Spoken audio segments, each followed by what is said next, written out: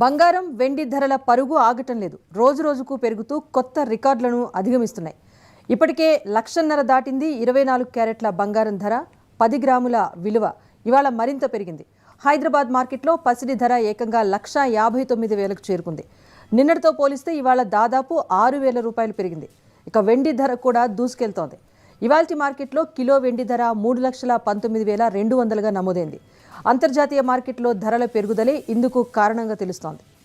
ఇక ఔన్స్ వెండి ధర చరిత్రలోనే తొలిసారి $94 మార్కును దాటి పయనిస్తోంది.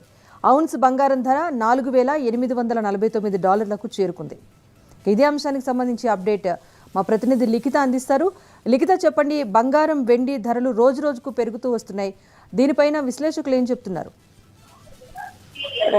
Thank you Rajeshwari. ఈ బంగారం వెండికి చూసినట్లయితే సామాన్యం చాలా ఎక్కువగా ఇష్టపడేది బంగారాన్ని వెండి.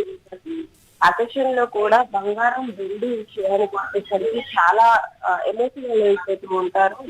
ఎంత ఖర్చు పెట్టైనా సరే బంగారం వెండి కొంటూ ఉంటారు. కానీ ఇప్పుడు ఉన్న పరిస్థితుల్లో బంగారం వెండి కనెక్షన్ చూడడానికి కూడా భయపడే పరిస్థితులు నెలకొన్నాయి. అంతేకాకుండా ఇక్కడ మనం చూడవచ్చు, 1 తులం బంగారం కొనాలంటే దాదాపుగా 1,50,000 రూపాయలని ఖర్చు చేయాల్సి వస్తుంది. సో ఈ నేపథ్యంలో బంగారం ధరలు తగ్గుతాయి అంటూ చెప్తున్నప్పటికీ కానీ ఇక్కడ సిచ్యువేషన్ మాత్రం రోజు పెరుగుతూ పోతుంది. గత కొంతకాలం క్రితం అయితే 70,000 ఉన్న తులం బంగారం 70,000 అయిన తర్వాత కూడా చాలా మంది మాటల్లో విన్నాం మనం.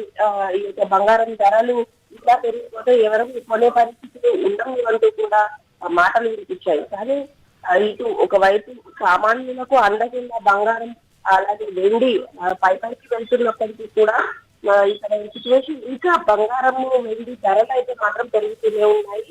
అయితే ఇప్పటికే ఈ యొక్క 10 గ్రాముల బంగారం ధర దాదాపుగా 5,020 రూపాయలు పెరిగింది. మొత్తం చూసుకున్నట్లయితే తులం బంగారం అది కూడా 24 క్యారెట్ 54,800 రూపాయలు అయింది. ఇంకా 22 క్యారెట్స్ బంగారం వచ్చేసి దాదాపుగా 4,600 రూపాయలు పెరిగింది.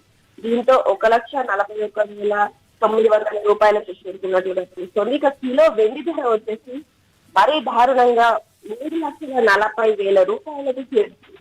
ఈ ధరలతో తెలుగు రాష్ట్రాల్లోని ప్రజలైతే భయపడుతున్న పరిస్థితులు కనిపిస్తున్నాయి. ఎక్కడా కూడా అసలు బంగారం బయట కూడా చూసే పరిస్థితి లేకుండా పోతుంది. సో దీంతో ఇటు మార్కెట్లలో కూడా కొంతవరకు స్టాక్ మార్కెట్ కావచ్చు, ఇతర మార్కెట్లు కావచ్చు, చాలా వరకు కూడా ఇబ్బంది పడుతున్న పరిస్థితి కనిపిస్తుంది. నష్టాలలో నడుస్తున్న స్థితులు కూడా కనిపిస్తున్నాయి. రైట్ లిఖిత, మరి బులియన్ మార్కెట్ అంచనాలు ఎలా ఉన్నాయి? దీనిపైన స్టాక్ విశ్లేషకులు ఏం చెప్తున్నారు?